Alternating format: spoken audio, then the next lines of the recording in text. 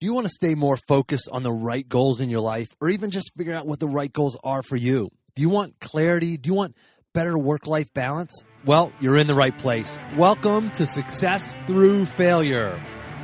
Welcome to the Success Through Failure podcast, the show that reveals failure as your path to success.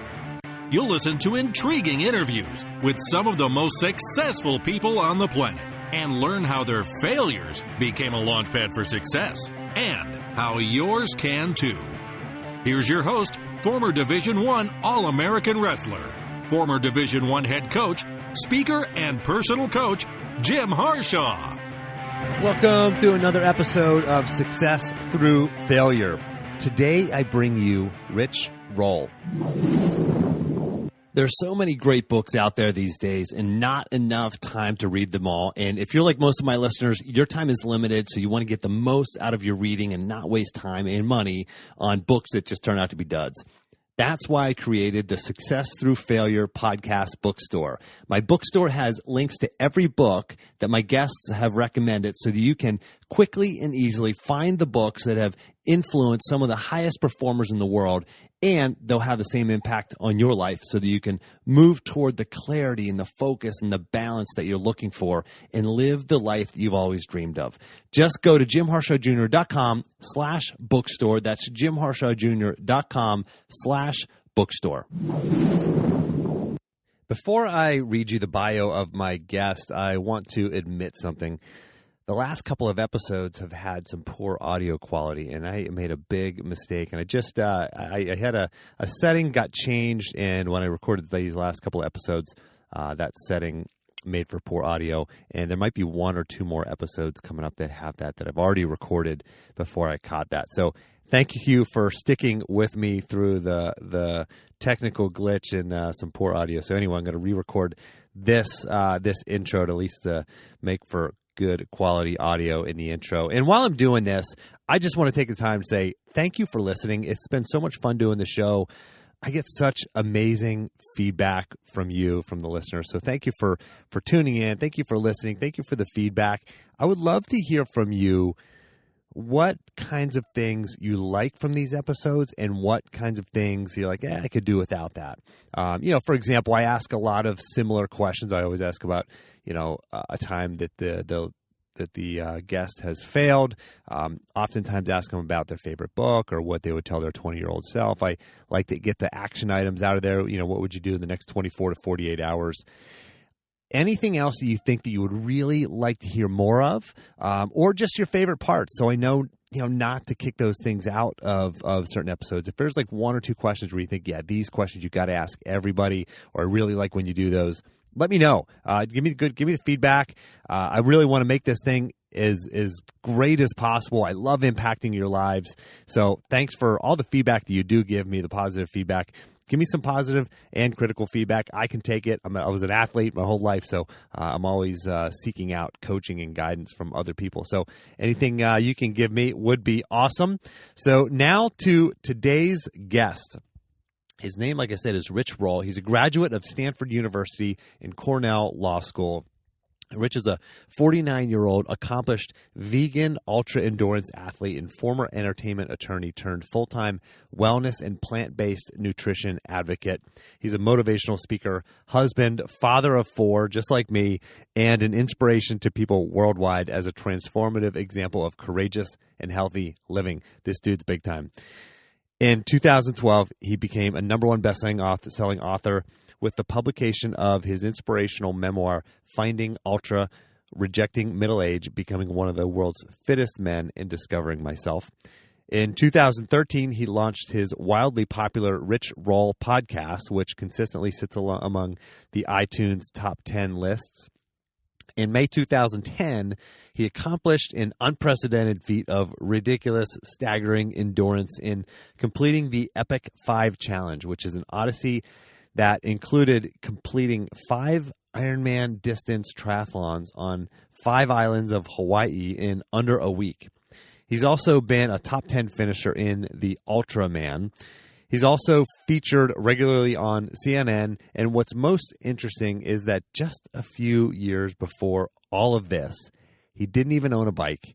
and he was 50 pounds overweight. So let's dive into Rich's story.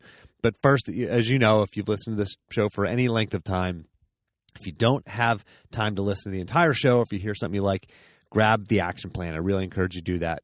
JimHarshawJr.com/action. Again, JimHarshawJr.com/action. You get the 2 or 3 page PDF from just about every single episode I've ever had from all these ridiculously amazing guests. You get all the quotes, all the best, sometimes it's just a paragraph or a couple of paragraphs of something that was really interesting that they said. You can get all that at JimHarshawJr.com/action. But let's get to the interview with Rich Roll. Hey, Jim, how you doing? Thanks for having me. Yeah, I'm fantastic. How are you? How's things out in LA? Everything is great. It's a summer day here. I think it's almost like 90 degrees. So Goodness. I don't know if that's global warming, but I'm enjoying it by being outdoors today as much as I can. Yeah, well, I'm over here on the East Coast, and when it gets hot, it just gets sweltering with humidity. So I've seen pictures of your house. You've got nice, long, narrow, I guess, what is that, a lap pool? Yeah, we have a lap pool. We built our home maybe, I think it was about 13, 14 years ago. We live out in the mountains northwest of Los Angeles in kind of a secluded little pocket. And yeah, I'm blessed to have my own 25-yard lap pool, which I should probably use more than I do. And you were a college athlete, so you swam at Stanford, right? I did. It was a long time ago, late 1980s. I was a member of the Stanford University swimming program, and at the time, it was kind of a dynasty. We won NCAA championships twice when I was there. Although I will say that I wasn't a big point scorer. I was more like a bench warmer. But I got to train and compete with some of the best swimmers in the world. So it was an incredible experience for me. Yeah, you learn a lot just by being part of a team and being certainly around championship caliber athletes. That's pretty cool. And I always tell people that the athletics is so much more than just winning and losing. It's it's the education that you receive through athletics. I went to the University of Virginia, a great school in its own right academically, and I got to admit, probably half of my education took place just in the wrestling room and in being around the type of people that were my coaches, inspiring people and teaching me how to think and how to attack problems. It's so much about what you learn in sports. And you've completed all kinds of incredible endurance feats. But, it wasn't long, like I said before in the intro, it wasn't that long before that. You were overweight and a corporate lawyer. And so what triggered the change? Because it sounded like you moved away from athletics for a while. And what triggered that change to get back in shape and start doing endurance sport? Well, to kind of really answer that question, I have to take it back a little bit further. I sort of cratered my swimming career as a result of a little problem I developed with drugs and alcohol. I was a very adept practicing alcoholic for many years that undermined my potential as a human being and took me to some pretty dark and desperate places. But ultimately, I got sober when I was 31. I ended up in a rehab where I lived for 100 days, which is kind of a long time to be in a rehab. And that experience really, it changed my life. It saved my life and gave me a toolbox for a new way of approaching how to live. And in the wake of that experience, as I made my way back into the world, I became very intent upon repairing all the wreckage that I had created as a result of my, drug addiction and alcoholism.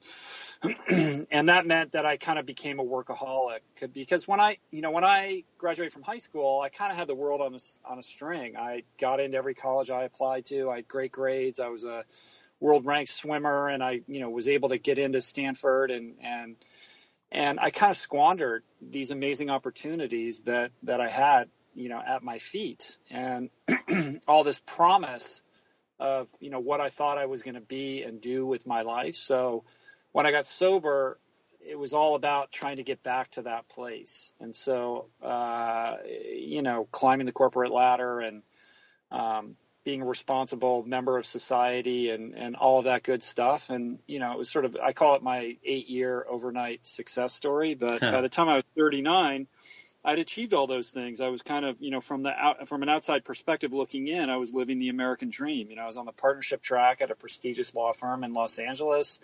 I'd met my wife. We were building a family. I had a really nice car in the driveway, like all that good stuff.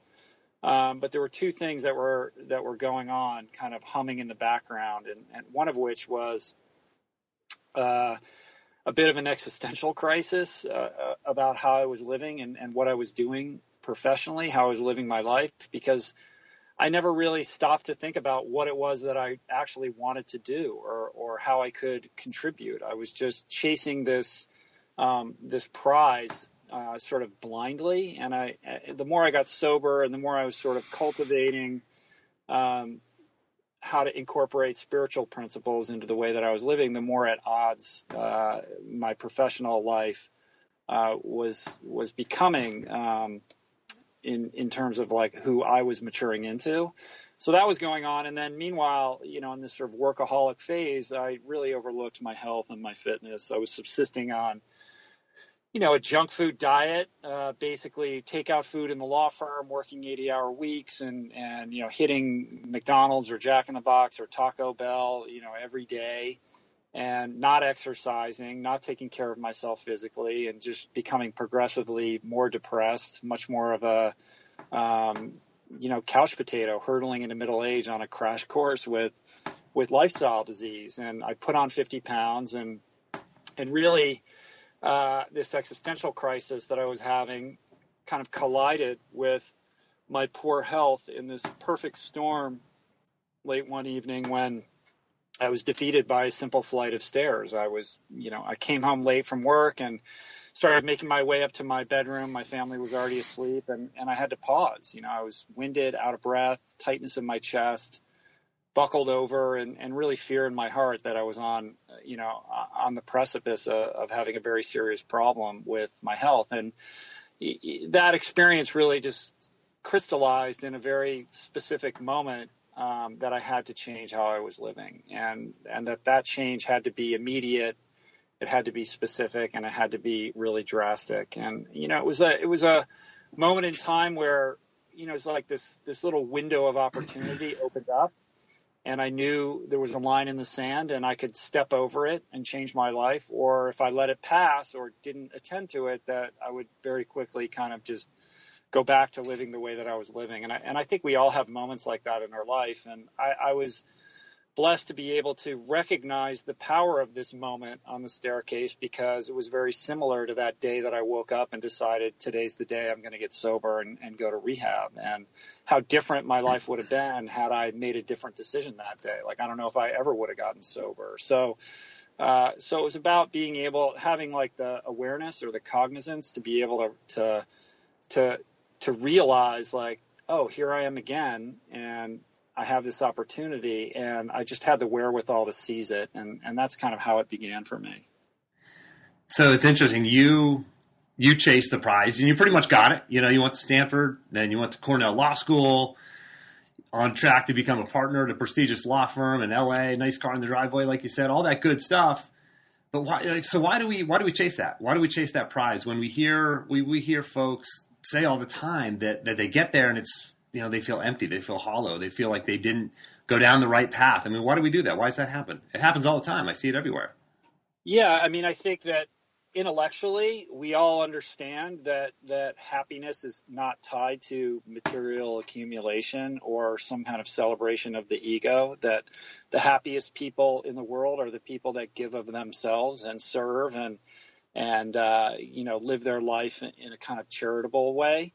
But I think deep down, we all think, yeah, but that's not really true. You know what I mean? Like, that might be for those people, but if I can just get that thing, or, if I can just upgrade my car or my house, or once I get that promotion and I'm set, then I can attend to those other things. And we're just, I think it's a cultural, social blind spot that's fueled and informed by an ethos of consumer accumulation. It goes back to Madison Avenue and advertising and this, pervasive sense that the way to happiness, the road to happiness, is paved with security and comfort and, a big bank account and what we can buy with that.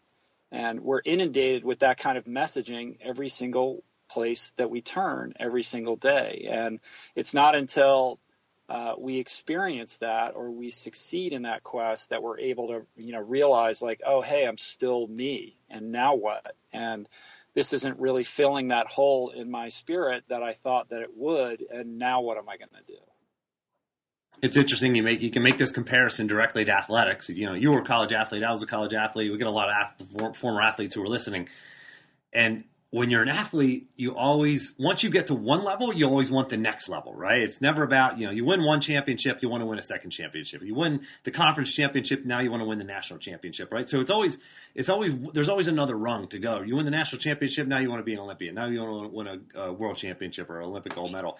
Mm-hmm. And it's versus the other way to look at it, which I came to realize this my senior year in college when I finally broke through mentally, psychologically, got over the hurdle of stop worrying about failure and start just enjoying the process. But instead of chasing the next thing in life, the more expensive car, the house, the promotion, whatever, and we chase the process of becoming fully who we are and who we're supposed to be and the best person that we can possibly be, and chase the things that fill us, that fill our cup, right? Like giving, like spending time with family, like building relationships and doing the things that we enjoy, even if it's the hobbies that we enjoy, right? Instead we push those away and we work and we're focused on the outcome instead of the process. And when you do that in sports, you fear failure and you don't perform to your best. And it's, once I figured that out as an athlete, oh my gosh, like Rich, it just changed how much I enjoyed it. I finally enjoyed wrestling again. If anybody can enjoy wrestling, which is a grueling sport, just like swimming, it's like, I finally enjoyed it again. So it's interesting to make that connection. And I want to go back to one thing you said. You said you never stopped to think about what you really wanted. You never stopped. And I find that as a common theme among the successful people that I interview is they stop, they pause, they do it on a regular basis, whether it's journaling or meditation or counseling or hiring a coach, but they stop and they work on what they want, where they want to go, right? As opposed to just doing the same thing tomorrow as you did yesterday. So, and you got to that moment, you walking up the stairs and, you felt the pain in your chest and you're out of breath. I mean, what happened at that point? Did you wake up the next morning, go buy a bike and started training and boom, you're an endurance champion? I mean, take us through that process a little bit. Yeah, sure. It was hardly an overnight thing. If you Google my name, there's, sort of a neatly packaged narrative around the things that I've done that make it sound like it was all very easy and it all happened very quickly. But yeah, and it's funny because when you read these things about, just for the listeners, like when you read about Rich or you read about other successful people, you see these sort of nice, neat stories, and it's almost like it was predestined, right? Oh, well, they started out and there was a struggle, but they always knew all along that they were going to get to this end point, right? That was this great outcome, but that's not always the case. It's a grind and it's an ugly middle. So sorry to interrupt, but go ahead. Yeah, no, I mean, that definitely was, not the case for me. I mean, in terms of the brass tacks of how it unfolded, the next day, the first thing that I did was I started off by tackling a 7-day vegetable juice cleanse, like a detox. And that was a crazy experience. And I didn't do it because I was convinced I had toxins that needed to be removed or because I thought it would be some kind of crazy health elixir. I just needed to do something drastic to shift my energy and tackle something, that seemed hard. And it was sort of like, detoxing when I went to rehab. It was like, I need to do something like this right away. So that was a trying and difficult experience that for the first couple of days left me on the couch, like sweating and starving and wondering why I was doing this at all. But what happened was by the 6th, 7th day of that 1 week kind of thing, I felt pretty remarkable. Like my energy levels were crazy through the roof at the end of that week. My sleep was better. My cognition was better.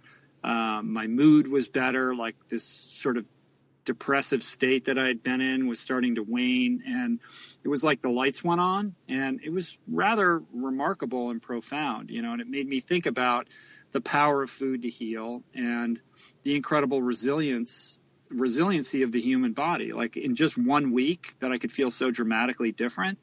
And that kind of catalyzed this search to find a way to eat that would allow me to feel that way all the time. And, that was a process that was, 1 step forward, 2 steps back for about 6 months of trying all different kinds of hats and nothing seeming to really work until I got to the end of my rope with it. And thought, well, the only thing left to try that I haven't tried yet is really to go plant-based, like 100% plant-based, like get rid of any processed food that I was eating and just eat plants. And I left it to the very end because it sounded terrible and it sounded very restrictive. And I didn't think that it was going to make any difference because nothing else had, but I went ahead with it anyway. And within 7 to 10 days of making that switch, I felt like I did on the last day of that juice cleanse, and I knew that I was onto something there. Wow. And from that point forward, I started to educate myself and try to figure out how to dial in what I was doing. And really, that was a major breakthrough for me. And being able to eat every day and keep my energy levels super high and to feel great is what got me interested in moving my body again, because I hadn't had a desire to exercise in a long time. And suddenly I was pulling an old pair of running shoes out of the closet and hitting there's all these trails around my house that I'd never explored. I didn't even know that they were there. So I started doing that. I went back to the pool. My wife bought me a bike for my 40th birthday. Like I'd never really owned a bike before. But I didn't have a desire to return to becoming a competitive athlete. I wanted to lose the gut, around my midsection, and I wanted to be able to enjoy my kids at their energy level. That was it. I mean, it's pretty modest goals that I think everybody can relate to. But with each week that went by, the weight was like coming off seemingly without any effort, and I was getting stronger and faster and really quickly, and I was just enjoying, what it felt like to push my body physically again, which is something that had brought me so much joy and happiness as a young person when I was a swimmer. And, something I think you're encouraged as a kid to do, but when you're an adult, it's like, well, that's for kids, now it's time to grow up. And I just made a decision that I was going to start doing things that I enjoyed, and I was going to prioritize them in a way that I hadn't in many, many years. And that's really, kind of how it began to unfold for me. And then I had this crazy experience about 3 or 4 months into this, experiment. I went out for a run near my house. And at this point, I've been, I could go out and run 5 or 6 miles or something like that. But it was one of those days where just everything clicked and I was like in the zone, like in a flow state, as they call it now. Yeah. And I just felt amazing. And I just kept running. And I was like, I wonder how far I can run. Like, I just felt, I just feel like I can go forever. So I just kept going and ultimately ended up running like 24 miles that morning. Holy cow.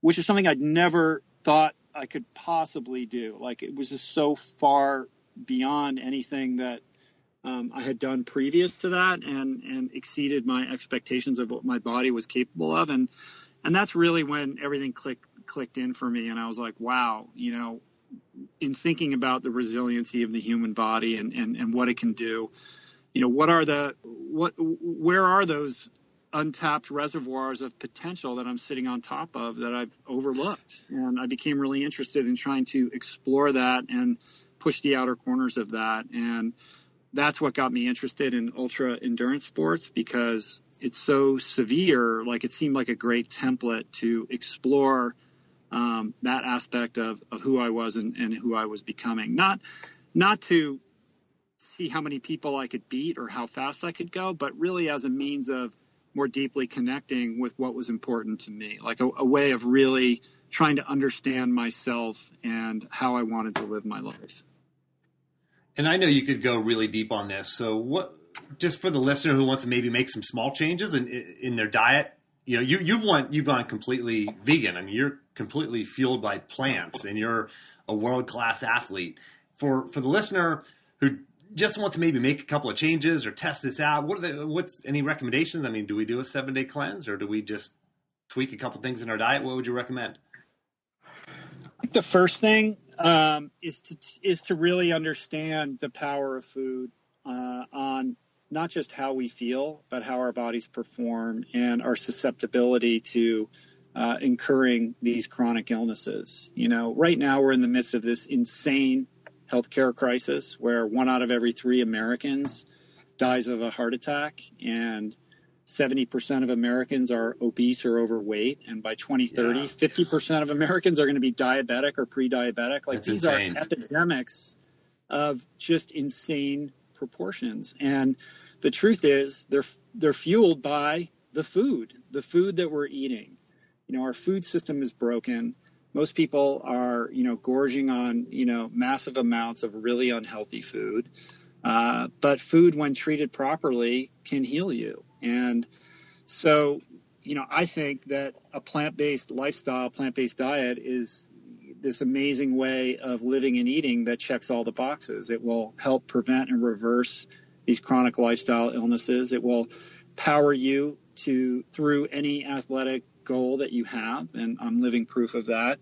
And it's also a much more sustainable way to live in a world where, animal agriculture is decimating the planet and destroying our environment. So I love it. And for people that are interested in exploring it, I think just having a more conscious approach to your plate and developing an understanding of where our food comes from and what certain foods do and don't do is a great starting point. And as crazy and sort of trite as it may sound, it's like, look, eat your vegetables, eat your fruit and vegetables, and cut it out with the fast food and, the desserts and the sugar and all the processed junk that we're eating, because it's killing us and it's preventing you from thinking more clearly. It's impairing your ability to achieve your potential, whatever that looks like for you.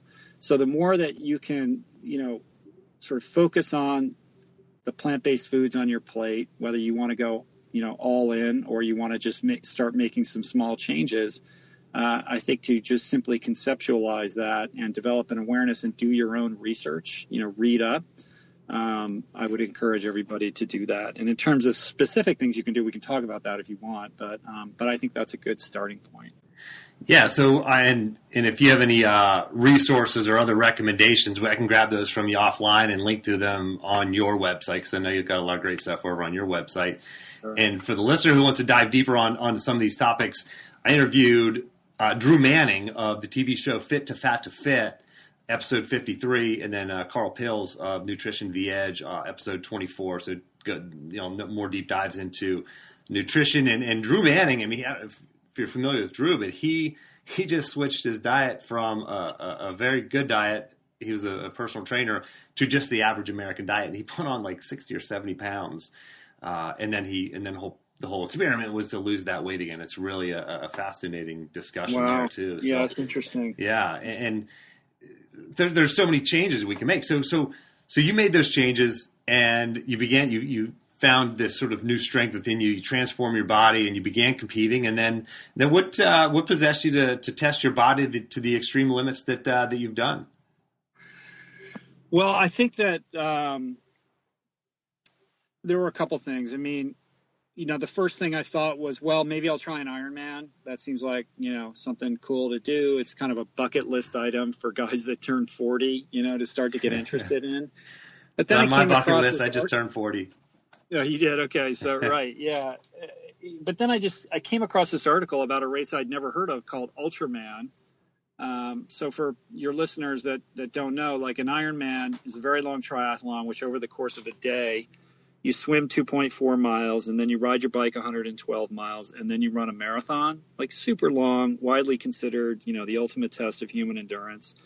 But then I found out about this race I'd never heard of before, Ultraman, which is actually a little more than twice that distance. It's a 3-day, 320-mile double Ironman distance triathlon, which over the course of these 3 days circumnavigates the whole big island of Hawaii. So the first day, you swim 6.2 miles, and then you race your bike 90 miles.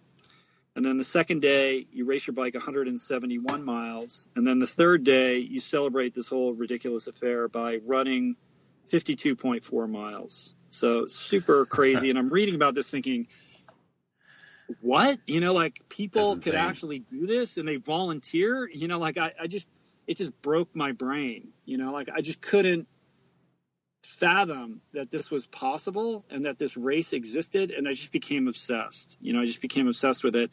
But in this article, what really I think struck me beyond just the sheer magnitude of this challenge was this idea, the kind of theme of this race, which has been around for like 30 years and no one knows about it because there's no money in it, there's no sponsorship, there's no media attention.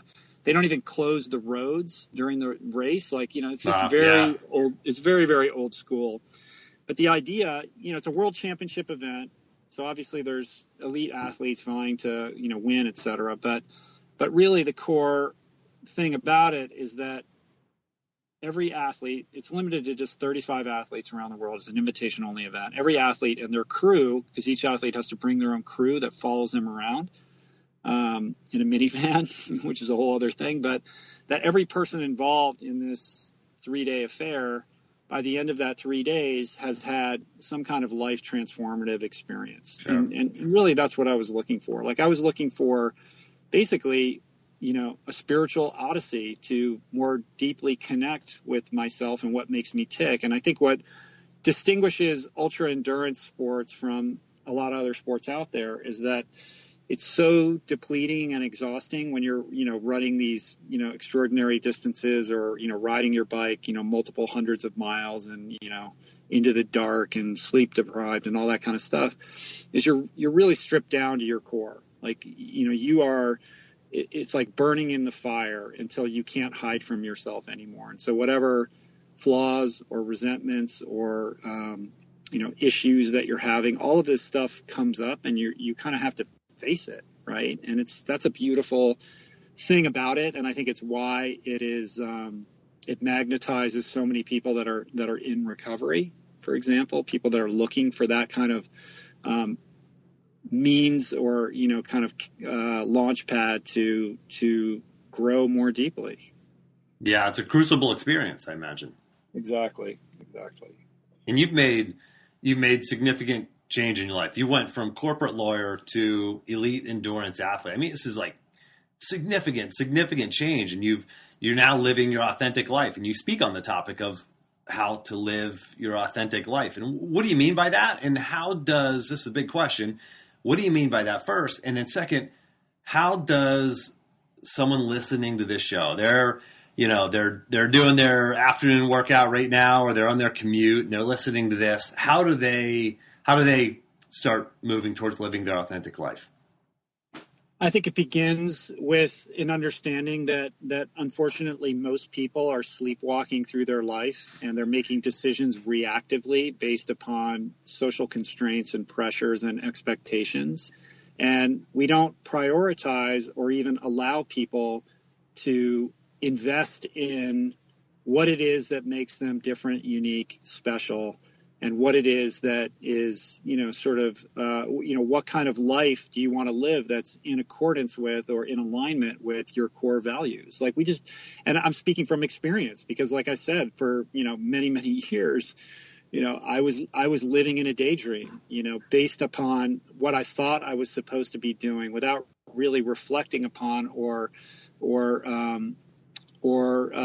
contemplating what it was that I wanted to do. And I think that the road to living your authentic life is paved with that exploration of self, right? It starts with that self-examination. It's an inside job. You have to really connect with who you are and what's important to you, what you're passionate about, what is meaningful to you personally, and what you have to contribute and offer that distinguishes you from your peers.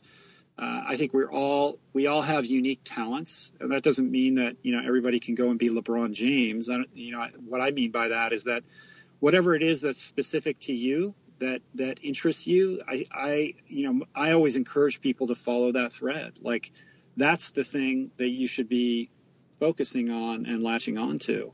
And I understand that there's pressures and we live in the world and there's bills to pay and all of that.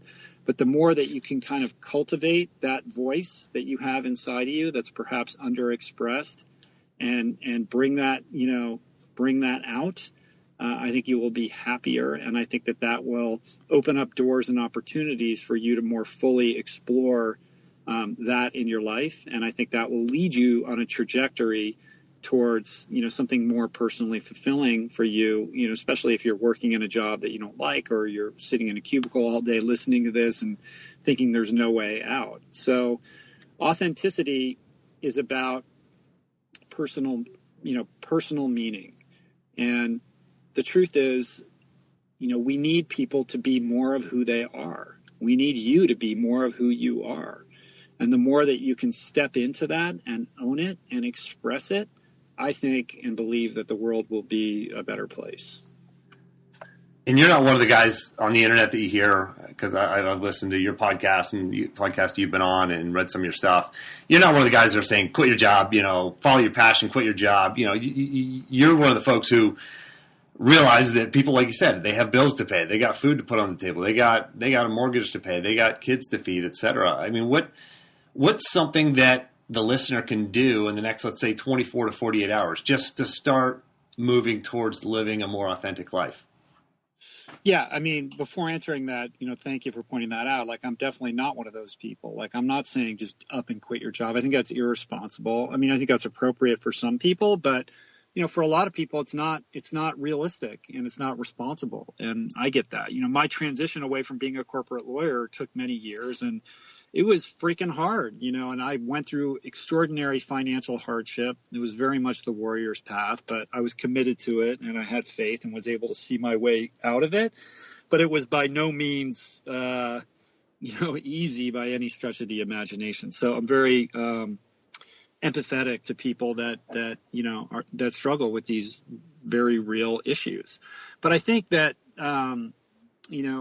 in terms of trying to bring greater expression to that voice, first, the first thing I think that everybody should start doing is prioritizing a practice of meditation in the morning. If you can master 20 minutes of meditation every morning, even if you're like, I hate meditation or I'm terrible at it, who cares? Like, if you can commit to that and then start journaling what comes up in your consciousness in the wake of that, I think things will be revealed to you. One thing that I did that helped me kind of unlock this was a program called The Artist's Way, which is a book by Julia Cameron that involved kind of cultivating your inner creative voice. And I think everybody could benefit from doing that. It was very helpful to me, and I still incorporate a lot of those practices into my day. But if there's that thing, what did you like to do when you were a kid? Like, and if you could do whatever you want, like forget about money or job or anything like that, like what do you do in your free time? What is that thing that you enjoy doing? Well, maybe try to find a way to do that more. Or if you haven't done it in a while, like start doing it a little bit. And again, it doesn't mean quit your job. It just means, find a way to arrange how you spend your time so that you can, express that a little bit in your life. And if you're enjoying it, maybe you can then progressively expand, the bandwidth around that and see where it leads you. And that's it. I think a lot of people sit around and they want to have the whole thing mapped out. They want to know where it's going to go, what's going to happen. It doesn't work like that. Yeah, we want certainty. You have to begin, and you have to be open to the mystery of where it may or may not lead you. Yeah, we want that certainty, and it's just you're never certain. You can be as certain as you want. You can feel like you're as certain as you want about things, but man, you're not going to be certain to what's around the next corner unless you put one foot in front of the other, and that's what you're talking about. Absolutely. And you've done that. You put one foot in front of the other, and you went through the struggle of getting to where you thought you wanted to be as a corporate lawyer, and now you're in a completely different place. I pretty much have an idea of what the day of a corporate lawyer looks like. What's a day in the life of Rich Roll these days look like? Every day is different, which is a beautiful thing. And it could be any number of things. Like, I do lots of different stuff. So I just finished like quite a bit of travel. So I do a lot of public speaking. I was in Miami for 4 days speaking at an event. Before that, I was in Michigan speaking at an event. I spoke at a one-day event in Los Angeles, and that was just all in the course of like the last 2 weeks. I try to not schedule appointments or professional obligations in the morning. That's my time to meditate and then train after I take get my kids up and take them to school and all of that. And then, like everybody else, ministerial stuff, answering emails and scheduling and doing podcasts like yourself. And then, I'm scheduling interviews for my own podcast. My podcast takes up quite a bit of time.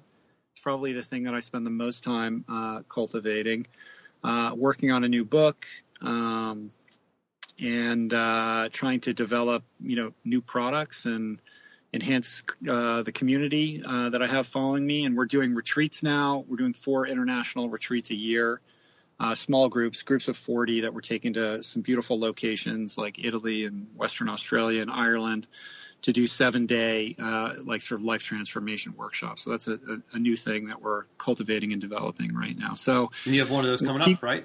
Retreat in 2017?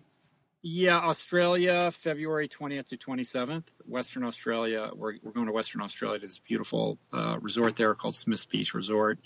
It's going to be amazing. I've never been to Australia, so that's going to be really cool.